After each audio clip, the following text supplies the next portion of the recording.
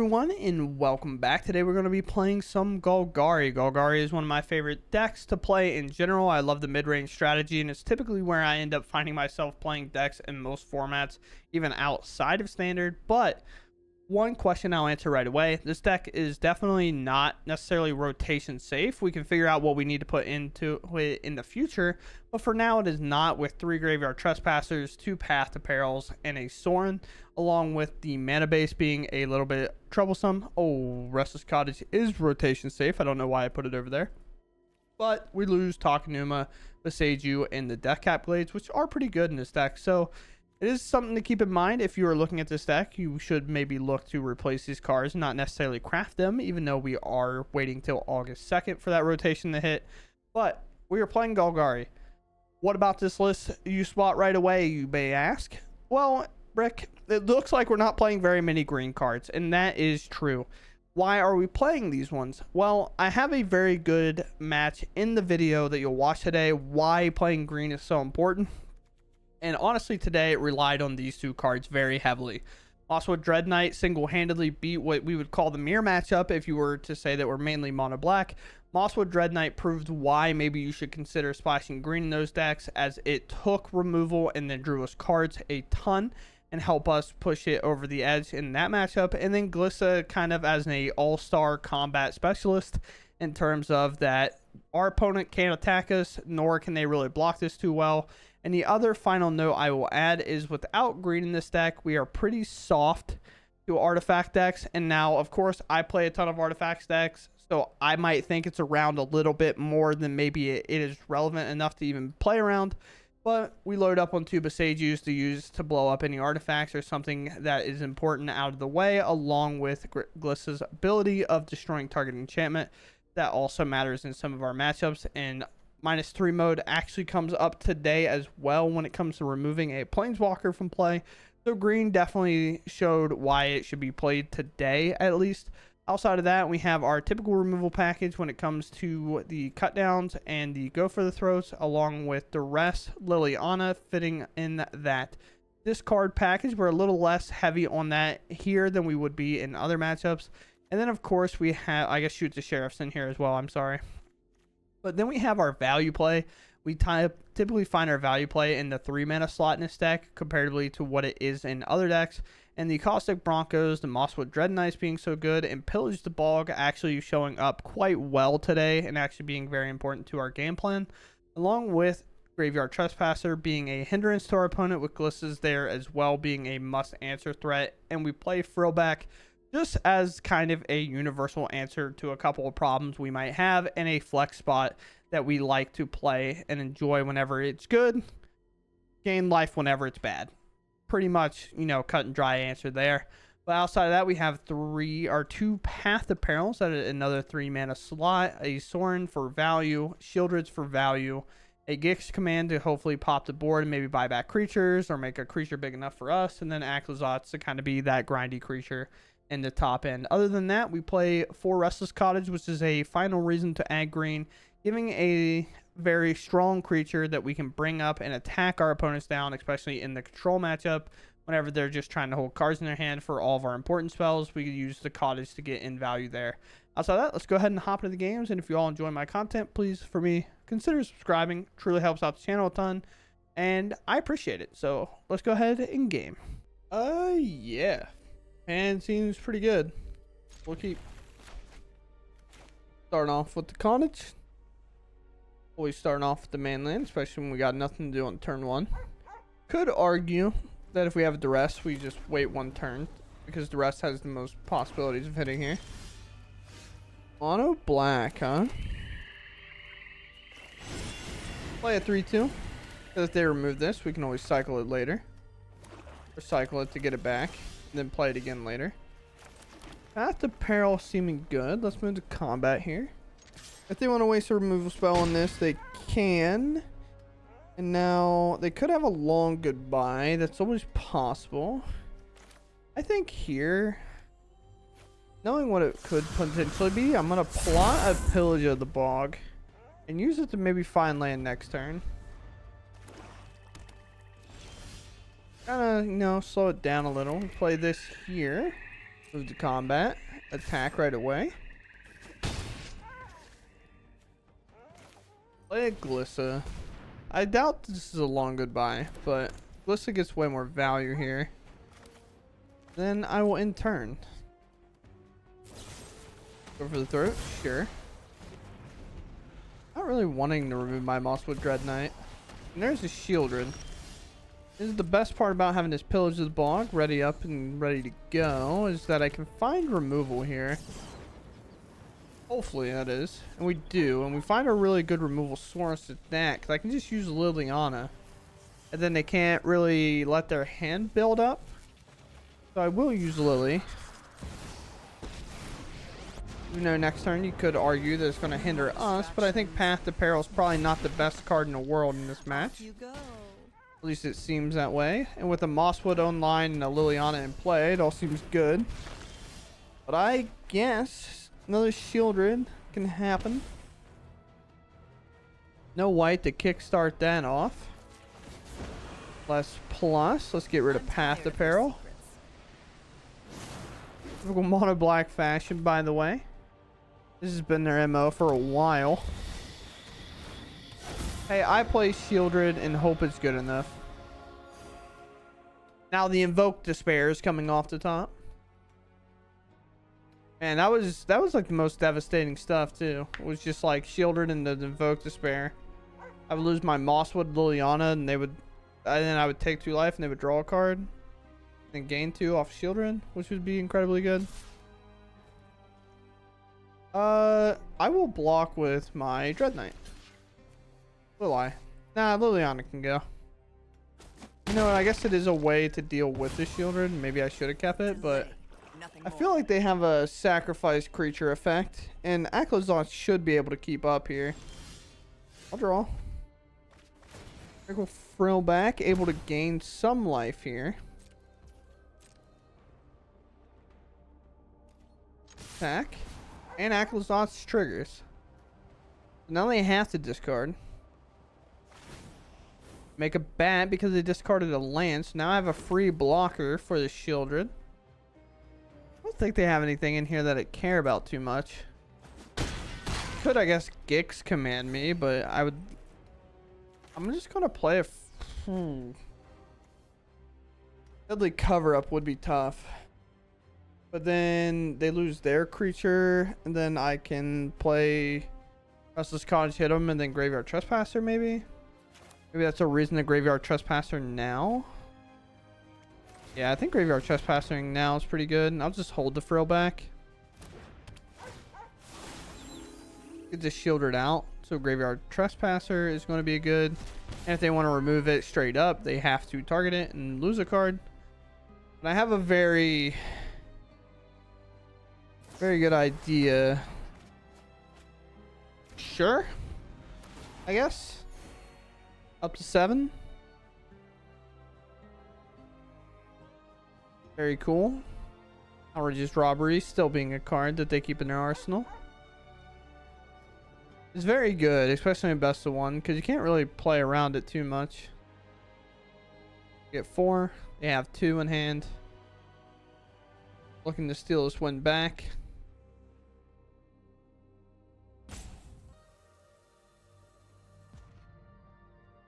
Yeah. I mean, my game plan is pretty direct. I don't really care too much.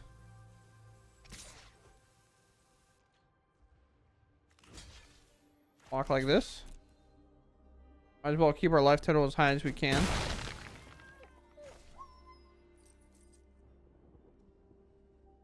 What do we have?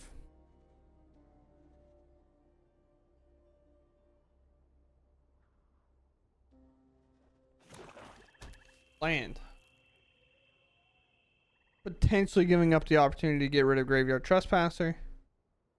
But if they have like a go for the throat from my deck, then Graveyard Trespasser is easily removed. It really took you that long, huh? And you're not going to... Okay. This empty board, I'll take my deck versus my 4 cards from my deck. They have no cards in hand, so I'm going to bring this up and I'm going to play this Mosswood.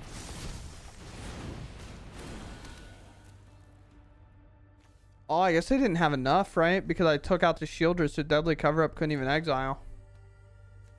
Could be an important thing to know with Frill back. Maybe I should just exile their graveyard. You have go for the throat? Cut down, maybe? If they have cut down, that's honestly great for us, because that means we have one less copy in our deck that we have to worry about. Could argue that we're supposed to bring up this Carnage and start attacking with it, because then we can exile cards as well, but Deadly Cover-Up will still be viable with that attack. Our land. Liliana. Sure. A fight? And you think you can win? Sure. Haven't you ever heard of personal And then they play Glissa. Wow, it really took you that long to put that together, huh? Pretty incredible play, if I will say so myself. And by incredible play, pretty lackadaisical for how long it took to decide to do that. I feel like that was pretty easy to do. I'll bring this back, I guess. Put this back in play. Liliana can only plus here. I don't really care about it. Their last two cards in hand are their cards. I leave my land in my hand, so whenever they plus, I can discard it, keeping my actual spells around. Now I have two cards, and one of them you had last turn, so the option shouldn't be too much harder. Yeah. Block there, of course. Who would have thought the best creature against us is Glissa? Been that way for a while. They plus Lily and Aklazot's in play, and they discard a land, then we actually make a bat. Ooh. Sure. We all have things we'd rather That's fine. forget. They kind of have to block. I can force them to block.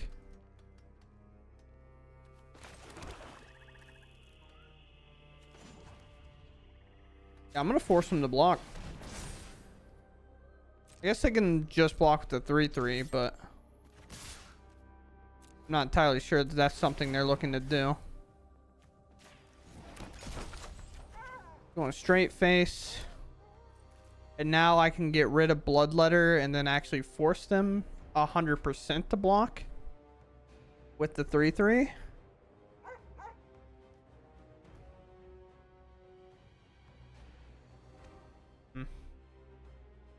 Yeah, let's do that. Now they have to block. They do. Sure. Here's the only issue with this. Of course, now you can argue Liliana's online, but I'm just going to play my other Mosswood Dread Knight and let this one go. It also counts as 7 mana, which is really cool when you're using a card like Deadly Cover-Up. That if you play this on 3 and it dies in your graveyard, it's 7, so Collect Evidence is not like that taxing. The others can deal. They lose the Lily. I've always hated clones. This one. You can hit me, draw a card, lose a life, that's fine. But if you attack, you're way more vulnerable to the Cottage plus Aklazot's. And potentially a Shieldred of my own. So it's interesting. They attack. They take the risk. Not in the best spot, of course. Sometimes you have to. What do we have, opponent? Land? Yeah. Okay.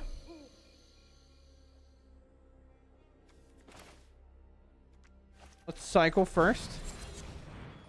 Maximize. Talking to him, sure. Do this. Move to combat. Double attack. Bloodletter, I guess. Bloodletter's really good if they have Takenuma or something. But if they have Takenuma, they lose. This triggers anyway. Could be a robbery for like 4 or something.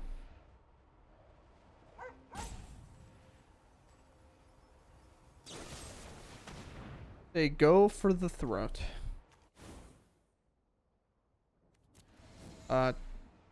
Sure.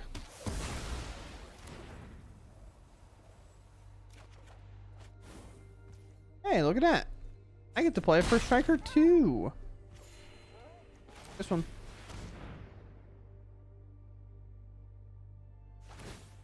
Eric's token. Sure. What is your draw? Yep, nothing. Okay. Felt like that game went on a lot longer than maybe it should have, as you can probably tell by most of my responses to most scenarios. I mean, at one point we drew a card and then looked at the board for a while, but it is what it is. Tough game regardless, and we take it. Opponent goes first. I mean, I think our hand's fine. We can keep this. We can defend ourselves with some Mosswoods or get aggressive with them depending on how the game is going.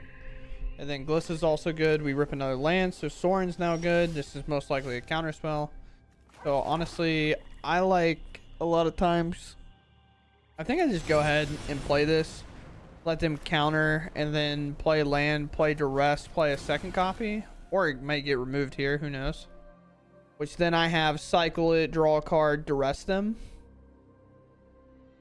Just very mastermind. Go for the throat, cut down. Fading hope. Long goodbye.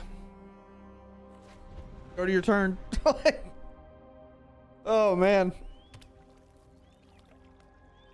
Oh man, oh man, oh man. I don't know. I feel like I'm on edge today. And I feel like it's me playing Golgari's fault. Been having a good time in a lot of my other matches. But Golgari's just, it upsets me sometimes. It used to be so good. Alright, we go for the throat. Very cool. Do we think they have Spell Pierce? Never mind. I already played a land. Leave me alone. We're looking to cycle. Maybe duress next turn. Glissa is good. Maybe I go ahead and duress now and then play my Mosswood. See what they have. Oh, all the removal in the world. Okay. My apologies. Negate, we can pretty much play around the entire time. Path to Peril is kind of whatever. But all the other removal is kind of annoying. Go for the Throat's pretty good. Bitter Triumph's pretty good. Do I just make sure my spells resolve here, especially when I cycle this Mosswood? I guess so. These Mosswoods are going to take up this removal pretty handedly on their own. As long as I keep my creatures kind of awkward, they have a weird time dealing with it. We hope they barrel the Shieldred's Edict more than anything. But I guess Bitter Triumph can also answer the Soren. So Soren most likely should make a threat. But we also have a weird time with that because Path to Peril. But they miss land. Graveyard Trespasser, actually a really good draw here. Looking at this board. I have to kind of cycle this turn. Move the combat. If they remove this at combat, it should tell me which one entered the graveyard this turn. Sure. It's gone. I wonder. Yeah, so if you see down here in this little box, it said entered the graveyard this turn. So we have another turn for that spell. Go ahead and cycle this one. We find a land, and then we just play the other Mosswood. And we just repeat this cycle. They have a lot of removal, which is fine. But we're trying to thin it out. And then have Soren be pretty good. They've been smart with their removal. And honestly, I probably gave them too much information on how I played out my hand.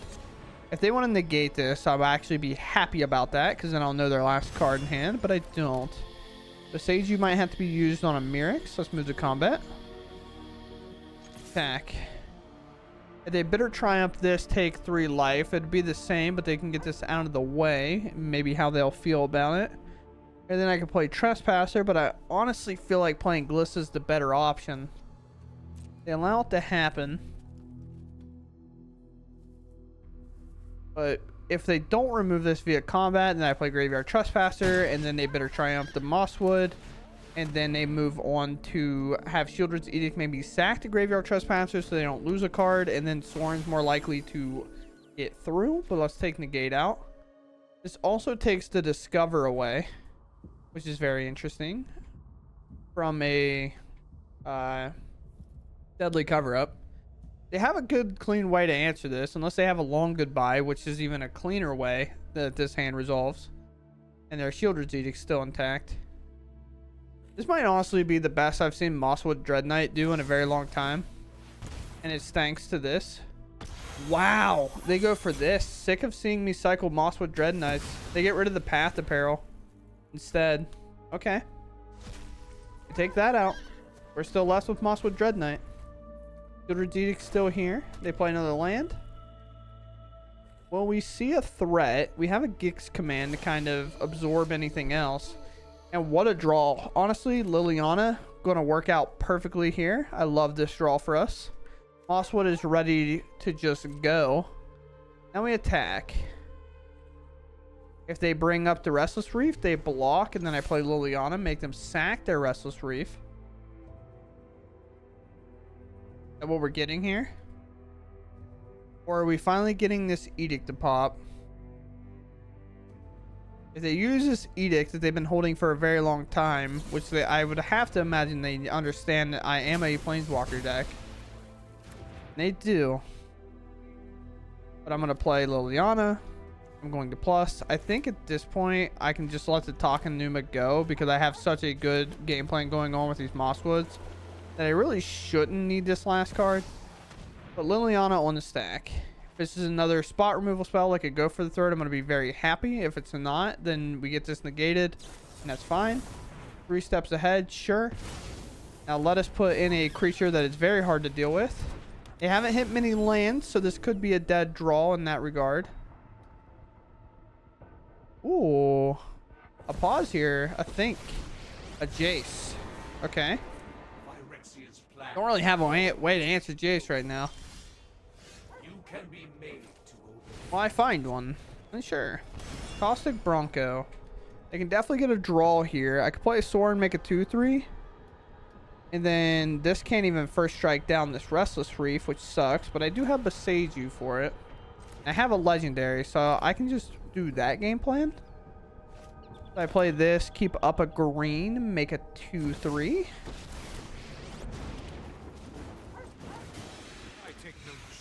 This has to deal combat damage, by the way, so it not being able to does nothing here. Dead draw. What will we do with Jace now? Sure.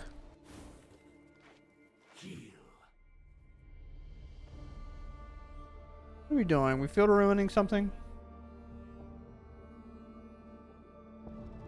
I am going to barrel this Boseiju onto the Restless Reef, though. Well, I have the mana. Oh, especially if they bring it up to attack. Very sick. Target here. Sneaky green mana up and ready and available. Now, if we find an answer to this Jace, we'll be happy. If we draw a Frill back, we'll also be happy. Because we can exile their graveyard so they won't have a Deadly Cover-Up option. Ask and I shall receive, I suppose.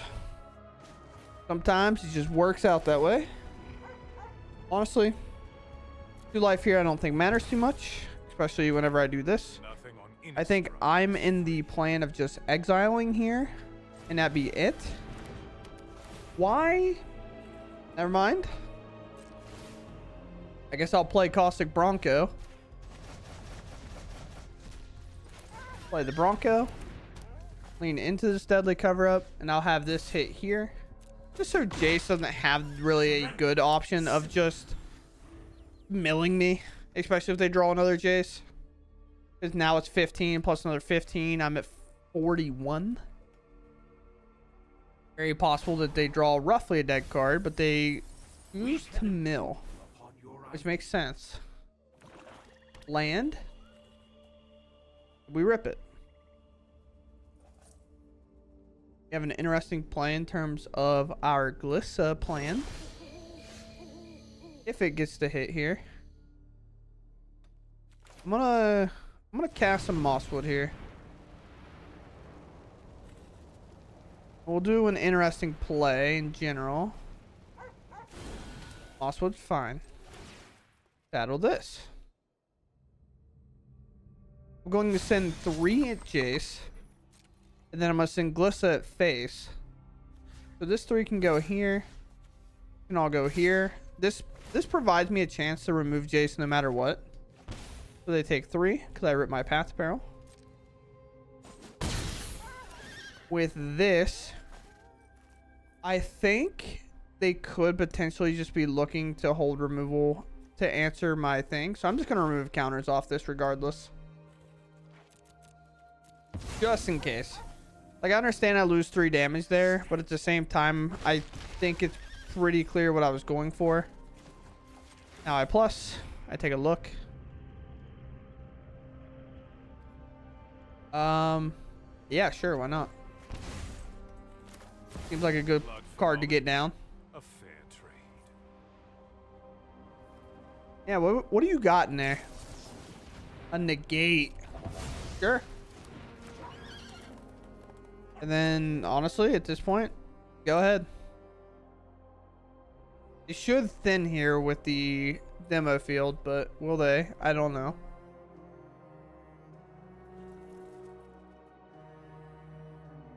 What's your plan, boss? You're empty-handed.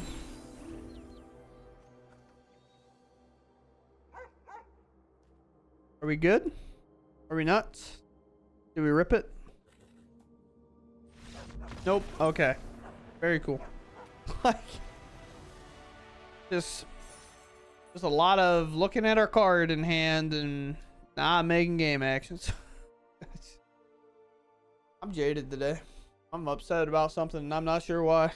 Okay. If we didn't go first, we'd be questioning this hand pretty heavily, but we do, so we'll try it. Walkers are good. We're going to be happy to have this hand. If they're not necessarily good, which it looks like they might be. Play Blooming Marsh. Keep on passing. I don't know if they will be good. Looks like Esper.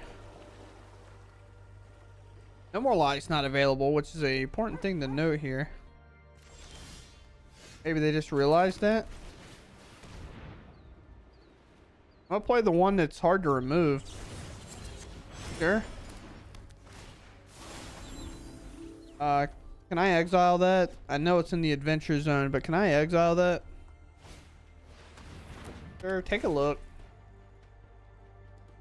What are you gonna take? Taking Soren? You taking Lily? You taking Frillback, which is probably the worst option. Yeah, Lily take, okay. Attack would make no sense. Do you hit a land? You do. Okay. I can duress them back. I have no idea what they would have in hand, but let's take a look. Wandering Emperor and a No More Lies. No More Lies I can play around. Emperor is just mad annoying, so I'm taking it. Especially considering, like, this stuff right here just seems good. And Gonjo is possible. No More Lies is annoying. I could just attack. Try to put pressure on, which is fine. Maybe that'll imply they attack, but then they have a Gonjo to kind of blow up my Glissa. I'm wishy-washy either way. Could double block. I'm attacking. Get me in there. This is where they top deck a Rafine, play it, and then put counters on their Deep Cavern Bet. I feel it. They play in Gonjo.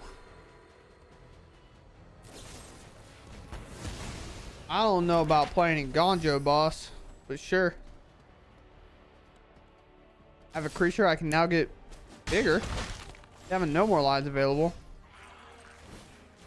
Will we grow or will we stay small? We will grow. Or stay small. Now will we grow? Cut down? Seems good. Everything about what they did, I do not like, by the way. Force them to interact. Maybe you think it's the only time to use their No More Lies. If they allow this to happen, then I get to keep a 3/3 in play. The reason I don't like this in Gandio play is now you don't have that extra removal spell potentially. But also, like, Aclazotz isn't possible to play next turn. Nor is your Virtue. So you have a very good chance of just playing this tapped and then passing. That's what it looks like we're going to get. Keeping this No More Lies held up. They double attack. They kind of know they need to. I'm going to block. They have a second in Ganjo, which Esper sometimes does. Or that was just an oops. That was just an oops. Now I kind of feel bad. Wow, they don't know. They accidentally... I've done it before. That is the epitome of... Oh yeah, I don't want to do anything. Just hit the spacebar a couple of times. And if you spam the spacebar, which is like... The default function is to make you attack. Not just pass your turn, which I feel like it should be pass your turn. If you spam the spacebar, but the spacebar will make you auto attack, and they did. And then I just get a free block and they do nothing. I thought maybe they had a play, but like, cut down's not going to remove this. I'm going to get my Lily back. I'm going to jam it, force this out, attack. Or I'm going to jam this Graveyard Trespasser, force it. They'll No More Lies my Graveyard Trespasser unless they play Aclazotz, and then I'll Lily minus and kill the Aclazotz. And honestly, we have a really good chance of winning here, but Mao, that was wild. First, I have no way to duress on turn 1, which isn't necessarily the worst. Because my mana turns out to be pretty good in the long run here, but in the short term, a little kind of costly when it comes to these lands here. Just because I won't really be able to Mosswood on turn 2. I'm going to go ahead and get these out of the way. I'm going to turn 1 this. I'm going to turn 2 this. I'm going to fire this off looking at their hand. It is blue-black nonsense. I guess I'll take the cut down, which I don't really care. I'm just glad my dress at least got some value. They'll Rona. I'll remove Rona because I know how Rona can be. Oh, wow. Nice. Nice draw. This deck, without Rona in play, tends to function pretty... I don't want to say poorly is the correct word, because this doesn't seem to be like the 4-color Legends variation, so a little bit differently. But most decks that play Rona actually function pretty poorly without it in play. As we can kind of see right here, our opponents got a turn that they did. Now I attack, hit for 3. I go for to throw any important threat here. They could Odawara, they could Takenuma. There's a lot of things they could do. They play a Rona. Sure. Do we have an extra play here?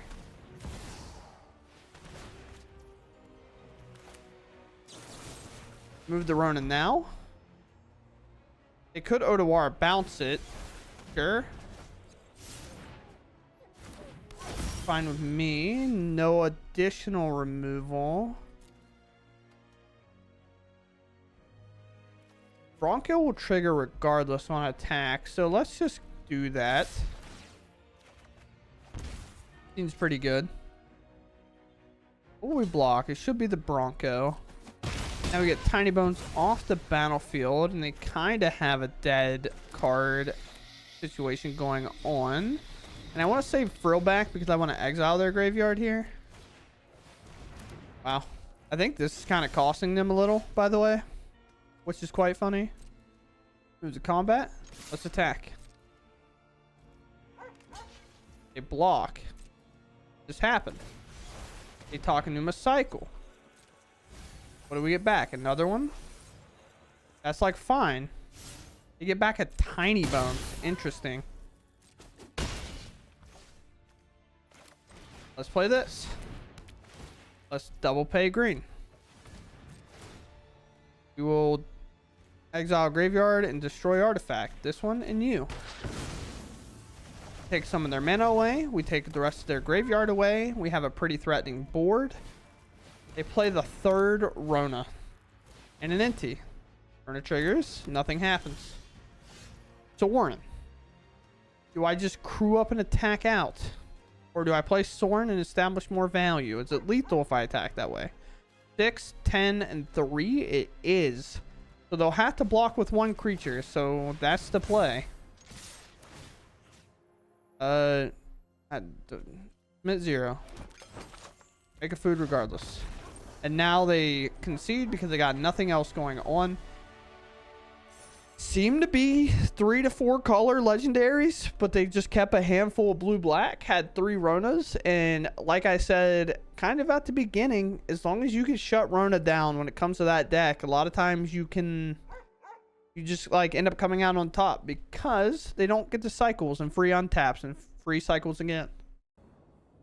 I go first here. Again, another situation where duress not necessarily on turn 1, but could be on turn 2 if we feel it's important enough. Sure. Is this just mono red? It is.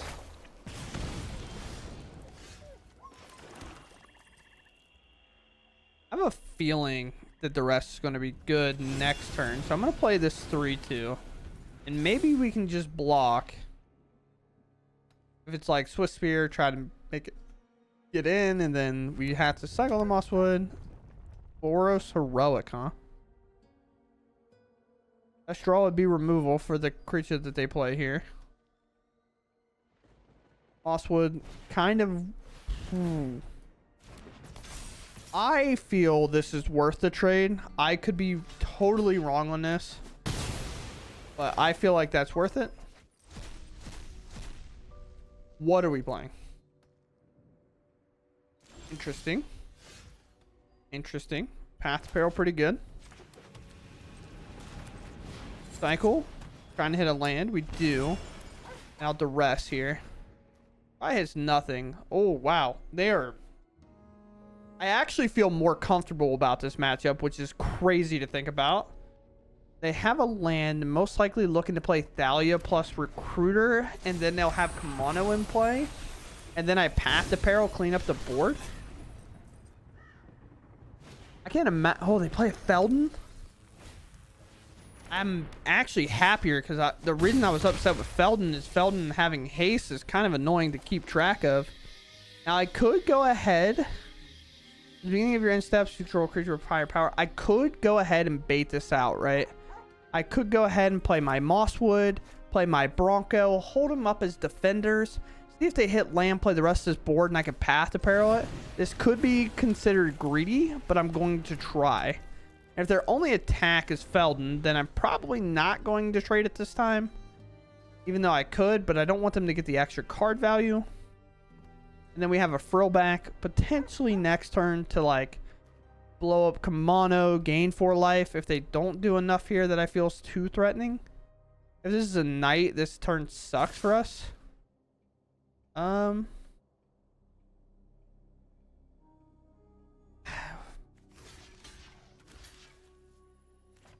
Problem with Kimono is that it'll exile my Mosswood. Do I care? I kind of do.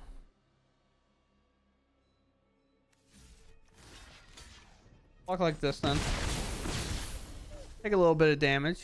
I'm hoping to see more of a commitment on the board. Land, play creature, please. That's fine. Glissa, great draw to have on the backup here.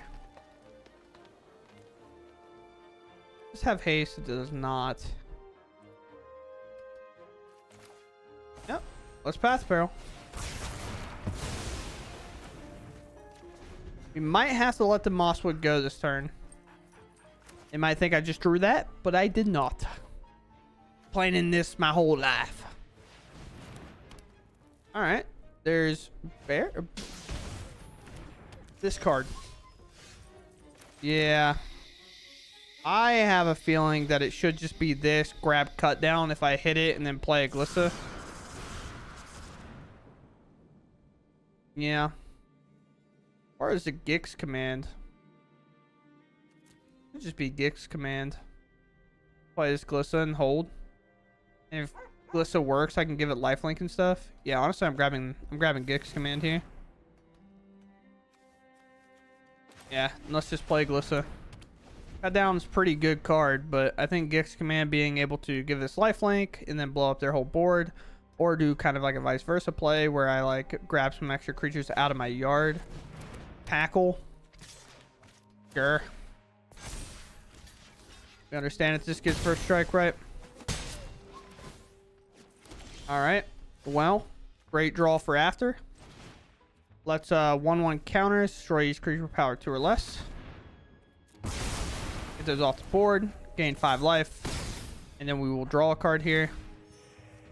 We obviously got a lot of life back, so we're perfectly fine doing that. And then we'll play a Aclazotz, which will close out the game for sure.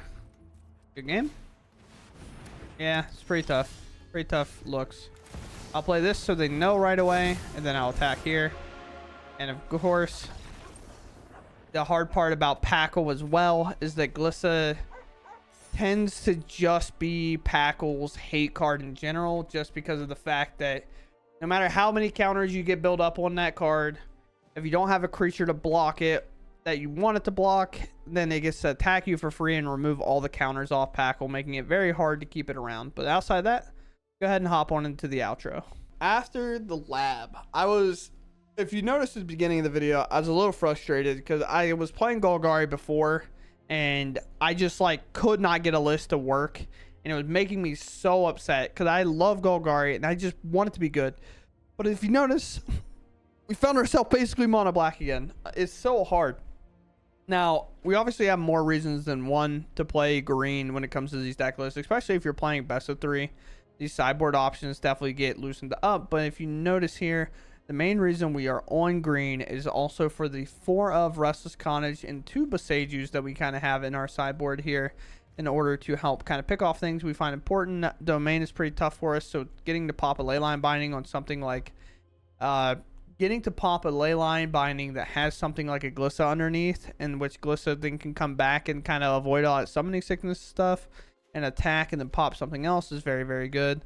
But outside of that, as you can tell, we are kind of a mono black shell to an extent, but we get to use cards to help support this. And I think we got to see today how green can actually matter a lot. I think we saw Mosswood Dread Knight single-handedly beat. If you want to say that we're mono black, I would argue that Mosswood Dread Knight single-handedly beat the mono black deck. The amount of times that we saw, obviously we saw their hand, but the amount of times that they felt obligated to remove this Dread Knight, in which we just replaced it and then put it back into play by drawing cards. I think we had one Dread Knight draw us 3 cards and then go and play and take 3 cards out of their hand. It was so sick. It was so nice. And whenever you have a card like Graveyard Trespasser to kind of go along with that, where they're already fatiguing their hand. I mean, I keep using Fatigue, which is like a Flesh and Blood term.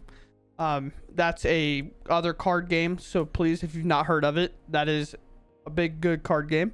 But it's called Fatigue, where you kind of get their hand worn out and their decks are out of cards, because in that game you don't lose if you run out of cards, which is weird. But we fatigue their hand down, and then a card like Graveyard Trespasser becomes ever more devastating, especially with Liliana of the Veil, when these are constantly forcing our opponent to lose cards in hand and things like that. We do load up a little bit on Caustic Bronco here. Obviously, this card can be really good, but we do play a little bit higher of a curve in this deck, with our average sticking around 3 mana, I would have to imagine. So Caustic Bronco does do quite a bit of damage if we're not necessarily saddling it up.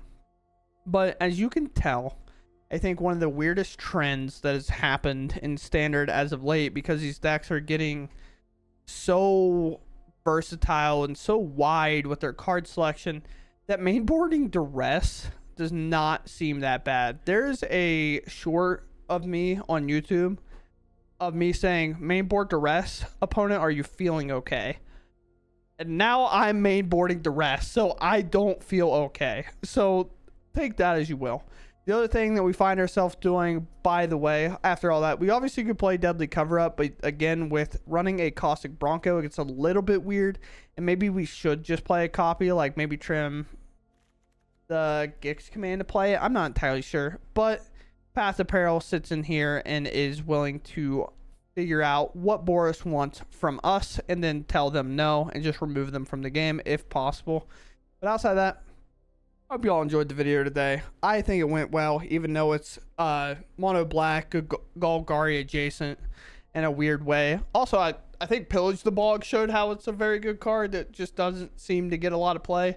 I think that one time we looked at the top like 16 cards or 12 cards or something like that and went, wow, all these cards are sick. Which one do we want? We have so many options, which was very cool. But other than that, I hope you all enjoyed the video, and I'll catch you in the next one. Thanks for watching, and goodbye.